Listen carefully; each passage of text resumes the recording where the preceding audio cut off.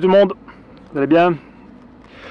Alors cette semaine, qu'est-ce qu'on va faire? On va faire le suivi de la mielée, voir si ça a continué. Le temps n'a pas été terrible cette semaine, contrairement à ce qu'ils avaient annoncé.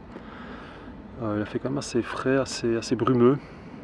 Les abeilles sortent, mais c'est quand même pas la grosse folie. Malgré ça, le colza ici dans la vallée commence à jaunir, donc ça va quand même donner le coup de départ du gros de la mielée. Donc on va faire ça, on va regarder dans les hausses ce qui se passe, si ça a déjà mis du nectar ou pas. On va regarder l'évolution des colonies. Je vais un peu regarder mes mini plus aussi, voir un peu où j'en suis, parce que je vais tout doucement commencer à penser à l'élevage. Les premiers mâles sont là, donc ils ne vont pas tarder à voler. Donc l'élevage, la saison est courte, mais il faut en profiter, hein, pas perdre de temps. Je ferai un peu du nettoyage de ruchettes. Là je termine mes livraisons d'essaims, donc je vais avoir mes ruchettes bientôt libres, commencer le nettoyage. Pour en revenir à l'épisode de la semaine dernière, il y a eu pas mal de questions, des gens qui me posaient la question de savoir si c'était pas préférable de mettre des cadres à construire plutôt qu'une hausse. Ouais, sauf que je fais du miel, donc moi je préfère remplir les hausses que de faire construire des cadres à un moment qui n'est pas tout à fait opportun. Ici c'est quand même fort tôt, on est au tout début de développement, donc faire construire des cadres maintenant c'est un peu tôt, hein. Ça pourrait fonctionner, hein, mais là on a encore une majorité de vieilles abeilles, c'est les abeilles d'hiver qui sont là. Ils commencent à avoir des naissances, de plus en plus d'ailleurs. Mais ces jeunes abeilles ont quand même du boulot, hein. Elles doivent s'occuper du nouveau couvain qui est en augmentation, elles doivent operculer leurs sœurs. Donc elles ont du boulot, elles ne sont pas au chômage, hein. Faire construire, c'est vraiment quand la colonie est à son top, au maximum de ses capacités. Alors là, oui, je retire des cadres de couvain, et je rajoute des cadres gaufrés ou amorcés à construire, pour un peu calmer le jeu, hein, parce que la colonie elle se développe de manière exponentielle, donc et faire des essais maintenant, c'est un peu tôt. Je ne vais pas aller déforcer mes ruches de production alors qu'elles ne sont pas encore au summum. Si je veux avoir un maximum de miel, je dois avoir des colonies au top de leur développement. Si je commence déjà à ponctionner du couvain maintenant et des abeilles maintenant, je n'arriverai jamais à une colonie optimale pour faire les récoltes. Parce que ça, je vois souvent, il y a deux sortes de débutants en apiculture. Il y a ceux qui pensent qu'ils vont pouvoir laisser faire la nature, donc ils ne visitent pas. Soit ils ont peur de le faire, soit ils estiment que c'est pas nécessaire. Alors eux, 9 fois sur 10, voire 99 fois sur 100, la colonie va essaimer. Une fois, deux fois, trois fois. Et ils se retrouveront à la mi-juin avec des ruches bourdonneuses où il n'y a plus rien dedans, parce que tout sera barré en essaim. Et d'un autre côté, il y a ceux qui sont un peu informés et qui stressent à mort de l'essaimage. Et dès qu'ils ont 5 cadres de couvain, ils commencent à ponctionner pour faire des essaims artificiels. Le problème, c'est qu'ils n'arriveront jamais au potentiel maximum de la colonie pour faire les récoltes de miel. Bon, c'est pas très grave si vous voulez faire 10 ou 15 ou 20 kilos, hein, c'est pas très grave. Mais si vous voulez faire du score sur les productions, il faut garder la colonie au maximum de sa population, de sa force, tout en limitant le SMH. C'est ça le compliqué de la chose. Il faut que les colonies soient fortes, et pas trop pour que ça SM. Donc ça c'est voilà, mais ça c'est avec l'expérience que ça vient, hein. On le sent directement, hein, quand il y en a une qui va partir en vrille, et on sait ce qu'il faut faire pour la calmer, hein. Là, alors je prélève des cadres de couvain, je prélève des abeilles, beaucoup de jeunes abeilles. Voilà, donc ça vient avec l'expérience, hein. Moi je me suis fait avoir aussi, hein, au début, hein. Je me dis oh ben ça va, c'est bon, c'est une jeune reine. Dans les bouquins on dit que les jeunes reines n'essaiment pas. Ouais, tu parles. Si vous faites pas gaffe, qu'il n'y a plus de place dans la ruche, votre nouvelle ruche, votre nouvel essaim acquis à coût de 2 €, 15 jours après elle se barre en essaim, hein. Que la reine soit jeune ou pas, ça l'apiculteur a quand même une part de responsabilité dans la gestion des ruches, hein. Alors quand mettre les cires gaufrées, ben voilà, c'est quand je serai à l'optimum de population, quand je sens que ça va partir en vrille. Là je commence, chaque fois que je visite, tous les 6-7 jours, je prélève 1, 2 cadres de couvain. S'il y a déjà des cellules, parfois 3, je fais des essais avec ça. Et je mets alors des cadres à construire. Et alors je fais souvent une deuxième série d'essaims mi-juin, quand j'ai toutes mes butineuses, hein. Mi-juin, moi ici la mêlée se termine entre le 10 et le 15 juillet, donc après je m'en fous, voilà. Donc vers le 15 juin je peux me permettre de prendre 3-4 de couverts d'un coup. Les butineuses je les ai, donc il n'y a pas de souci. Et là je fais une deuxième série d'essaims, donc j'arrive minimum à 50% de renouvellement de cadre. Parce que certains me disaient, oh tes cadres sont noirs. Ben oui, mais les cadres, après 5 cycles de couvain, ils sont déjà noirs. Ça c'est les cocons, le pollen qui colore les cires. Ça ne veut pas forcément dire que les cadres sont vieux. Si vous regardez vraiment sur les angles des cadres, vous verrez que c'est bien jaune. Et je change minimum 50%. Ça m'est arrivé une année de changer 80% de mes cadres. Donc 8 cadres sur 10 changés. Donc ça, il faut profiter des mielés hein, pour faire bâtir. Ouais, voilà. Que dire d'autre? Ben, pas grand chose. Là, je vais un peu préparer des essaims pour les livraisons de demain. Peut-être ouvrir quelques ruches, on va peu regarder ça. Allez, c'est parti. Allez, on va peu ouvrir. Voir un peu s'il y a quelque chose dans les hausses. J'en ai regardé 2-3, c'est pas fameux, hein, vu que le temps s'est dégradé alors que c'était pas prévu. Donc c'est pas très grave. Hein. Bon, il y a peu de monde dans la hausse, mais c'est pas la grosse folie non plus. Hein.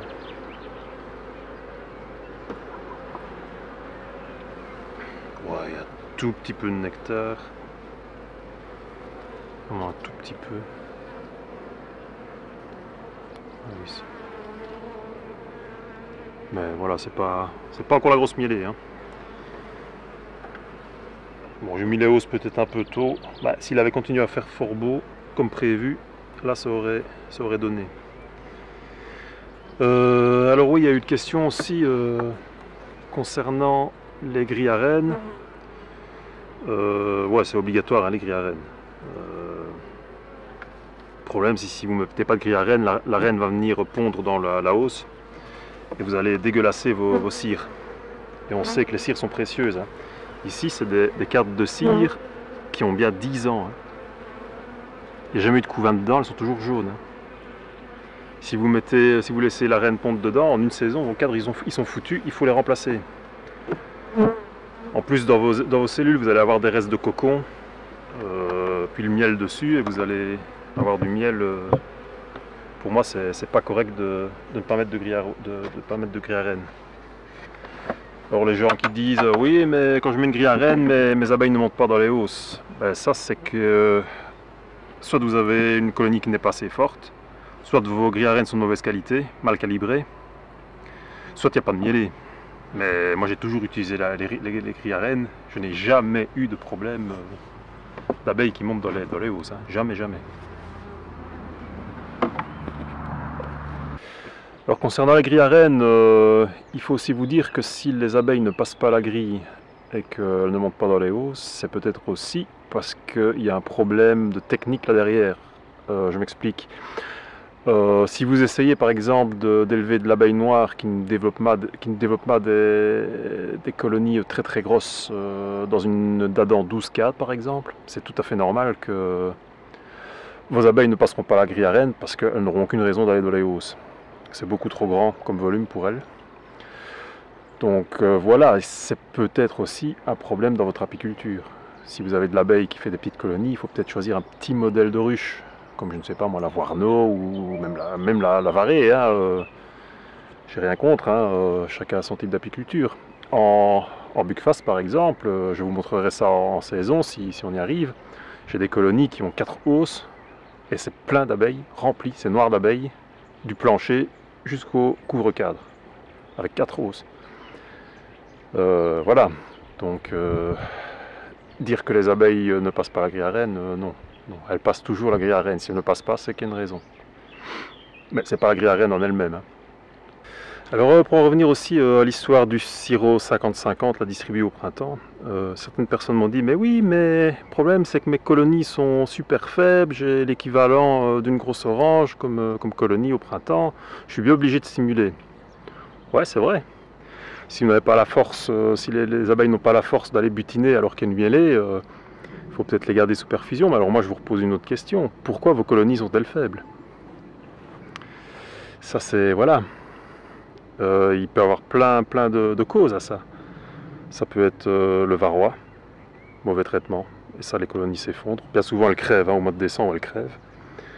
Certaines arrivent à s'en remettre, mais qu'à un cas, hein, donc on se retrouve avec des toutes petites colonies au printemps, très affaiblies. Il peut aussi avoir un problème de non-renouvellement des abeilles à l'automne. Ça arrive aussi quand on nourrit trop. Alors, certains débutants pensent bien faire, ils mettent le stock de sirop, mais c'est pas bon, hein. C'est quasi aussi mauvais qu'une colonie qui crève de famine. Parce que la reine n'a plus de place pour pondre, et si vos abeilles d'hiver ne sont pas encore nées, ce qui est souvent le cas si on fait le nourrissement au bon moment, donc juste au retrait des hausses et un peu plus tard, mais avant le 10-15 septembre, hein, ici en Belgique. Donc si la reine n'a plus de place pour pondre, pas d'abeilles d'hiver ou très peu, et bardaf, milieu d'hiver, la colonie s'effondre. Voilà, donc il faut se poser des questions. On ne doit pas hiverner de colonies faibles. Ça c'est déjà la condition sine qua non. Il faut que, avant que la colonie se grappe, il faut que la colonie occupe les 10 cadres de votre ruche. Elle doit toujours déborder d'abeilles. Il faut bien se dire que ça va faire que diminuer tout au long de l'hiver. Donc si vous partez avec des colonies qui sont déjà faibles, il y a peu de chances que ça passe.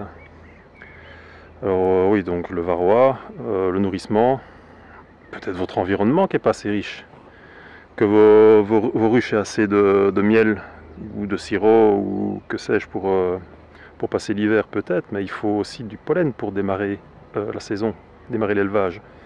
S'il n'y a pas de pollen, ça ne démarrera pas au printemps. Alors j'avais quelques ruches que je n'avais pas haussées parce qu'elles étaient un peu faibles. Alors celles-là je les ai renforcées avec celle-ci, si je me souviens bien, avec 2 cadres de couvain operculés. Je vais un peu regarder comment ça a évolué après une semaine.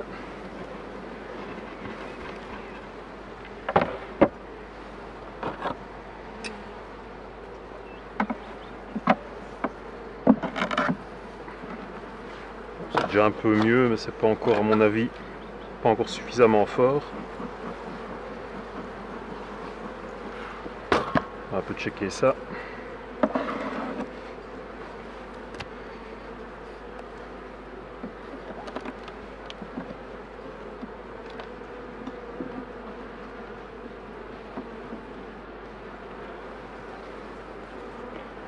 Ouais, il y a quand même du nectar. Elles ont rentré du nectar dans le cadre à mâle. Donc ça, c'est plutôt à bon point.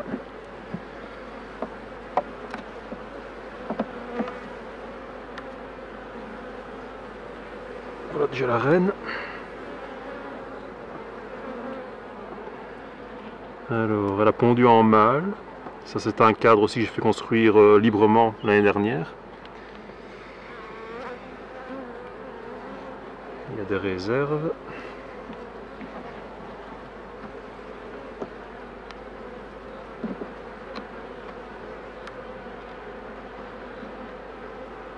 Alors, plein de naissance, du couvain, de la ponte, une petite naissance là en direct, ici, on a, regardez, il y en a qui sortent là.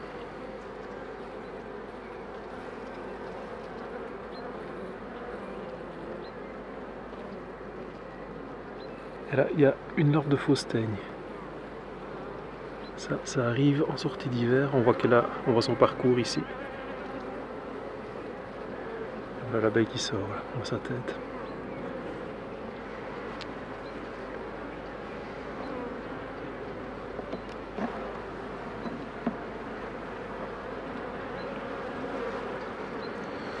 Beaucoup de pollen. Alors on voit que ça change de couleur.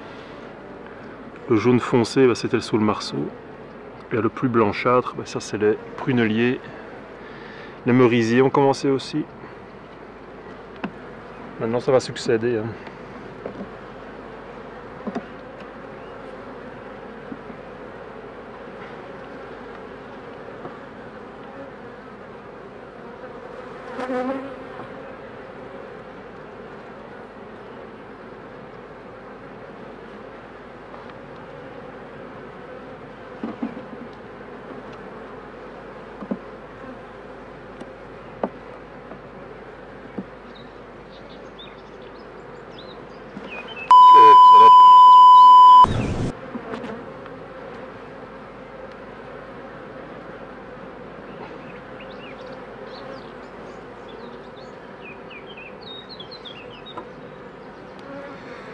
Voilà, le couvain n'est pas mal, hein.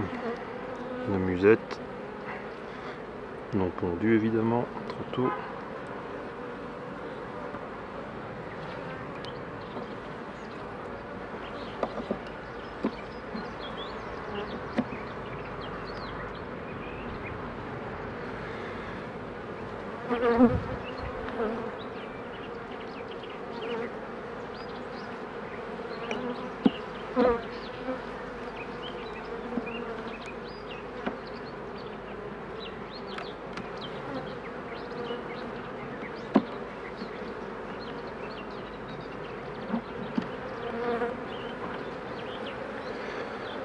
Là, on est sur du pollen, du nectar frais. Il n'y a plus de couvain, donc on avait 1, 2, 3, 4, 5 cartes de couvain. Je vais regarder les derniers cartes, ce que ça donne. C'est peut-être encore un peu tôt pour mettre les hausses, à la hausse sur celle-ci. Mais vu le beau temps annoncé, bon, ici il y a encore de la réserve. Je vais encore attendre un peu. Je mettrai sans doute la hausse mardi ou mercredi. Ça sert à rien d'aller trop vite non plus. On verra un peu comment ça va se comporter avec le beau temps.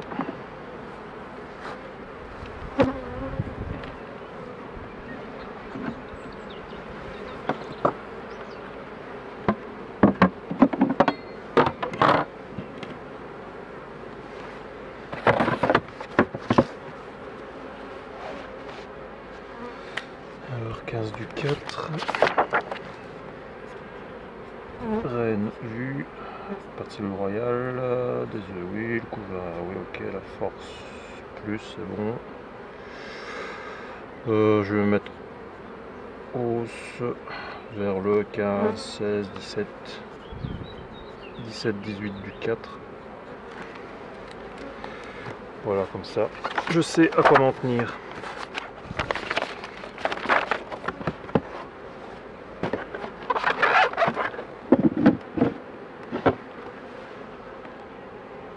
Alors il y en a certains qui m'ont demandé mon modèle de fiche de suivi de ruche. J'ai fait une petite page là, sur mon site. Vous trouverez ça dans la description, le lien pour télécharger le modèle de suivi. C'est perfectible, hein, mais voilà, moi ça me convient. Donc si ça peut aider quelqu'un, c'est cadeau.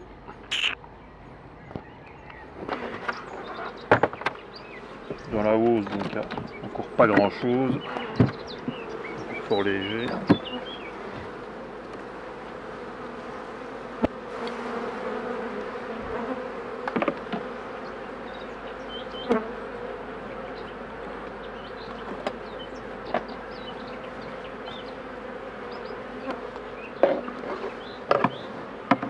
On voit que c'est populeux.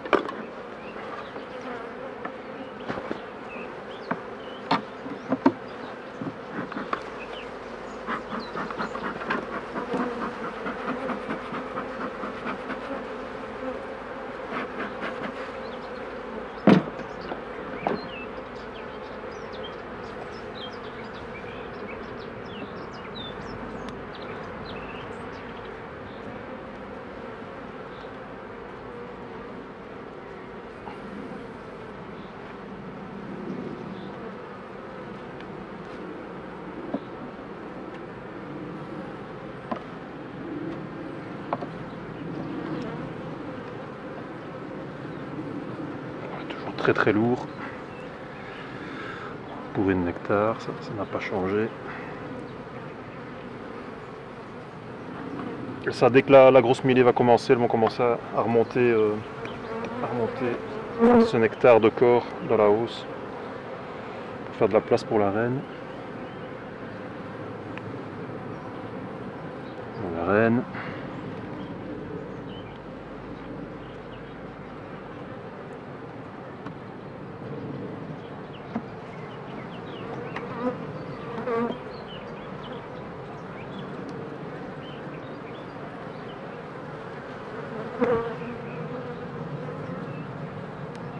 Ici c'est tout plein de larves.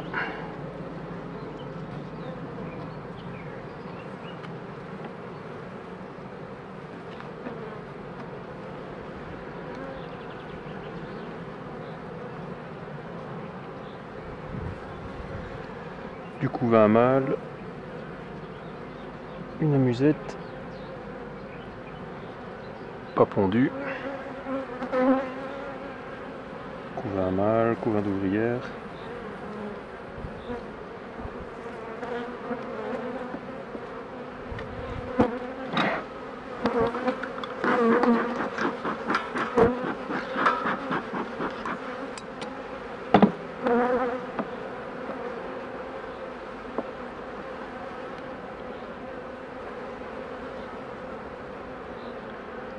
Couvain.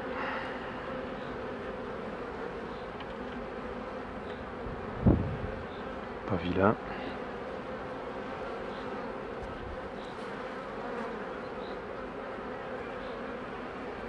Quelques mâles qui se promènent.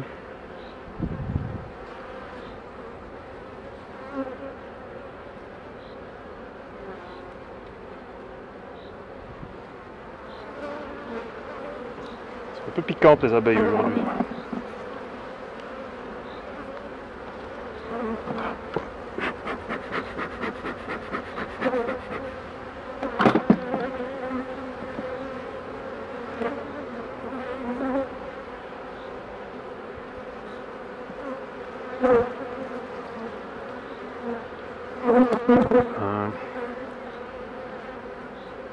Les cartes sont déjà quasiment au carré de couvain, donc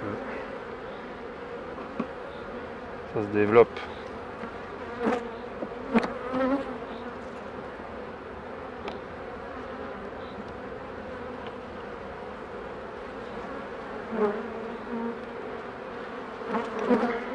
Couvain, couvain, couvain. Voilà, donc ça c'est des colonies qui vont exploser hein, la semaine prochaine avec le beau temps.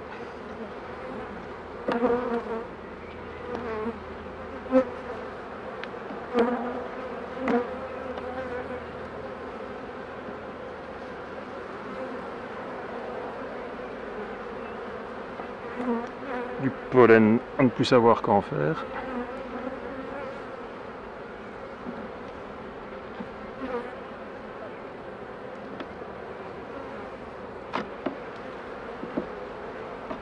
Et le dernier cadre.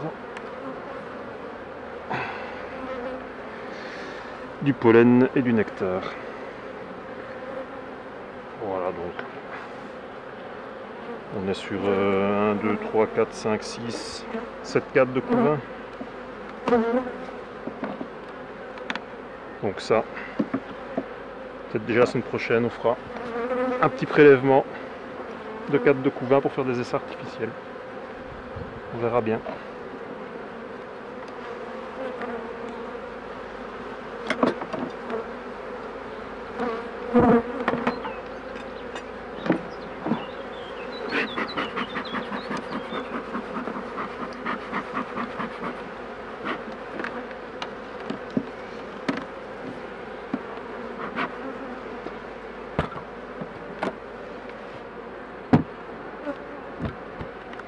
Hop.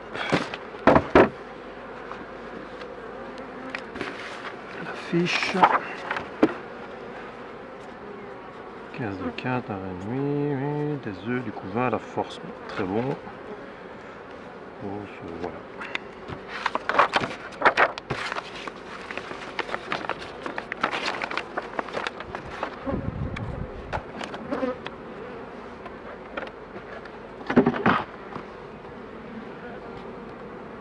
Alors mes ruchettes commencent à se libérer. On va faire un peu d'entretien. Donc ça c'est les fiches qu'il faudra que j'efface à l'acétone. Évidemment, j'ai oublié de le prendre. Donc voilà, rien de sorcier, hein. Grattage.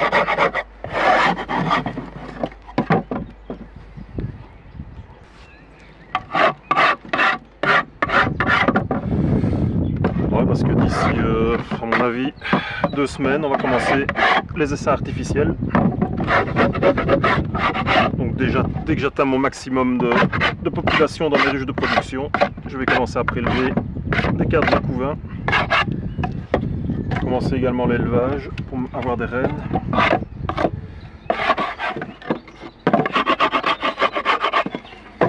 Donc il faut que les ruchettes soient prêtes.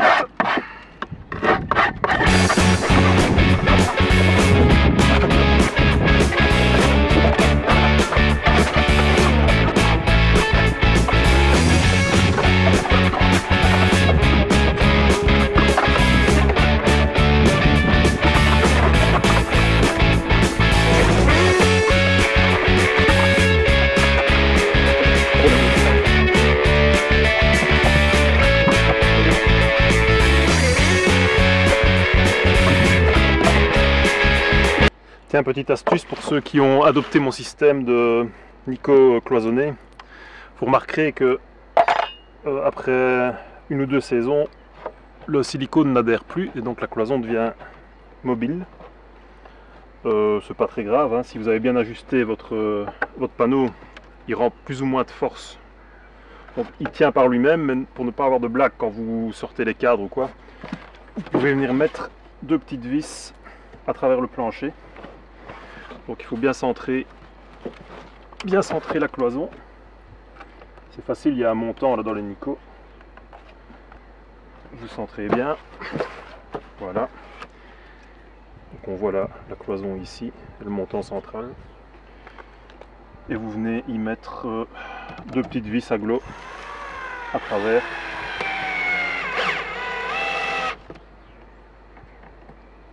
Une de chaque côté.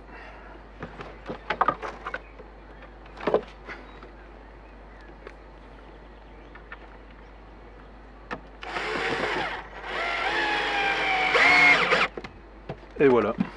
Comme ça la cloison ne bouge plus. Et vous êtes tranquille. Voilà, petite vidéo de cette semaine. Rien de bien passionnant. La semaine prochaine, on annonce vraiment du très très beau temps. Le colza commence, donc là, il va y avoir un peu d'animation à mon avis. Alors pour ceux qui sont en Belgique là, et qui n'oublient pas, hein, le week-end prochain, les 20 et 21 avril, ça c'est vendredi et samedi, il y a mes potes là de chez B-Box qui font porte ouverte. Il y aura des promos, il y aura des conférences à picole gratuites, il y aura un bar, il y aura tout ce qu'il faut, et je serai là également pour vous rencontrer, répondre à vos questions, voilà, boire un verre. Donc, je vous attends, donc vendredi et samedi. Salut les gens, à la semaine prochaine, ou à samedi, ou à vendredi. Ciao, salut!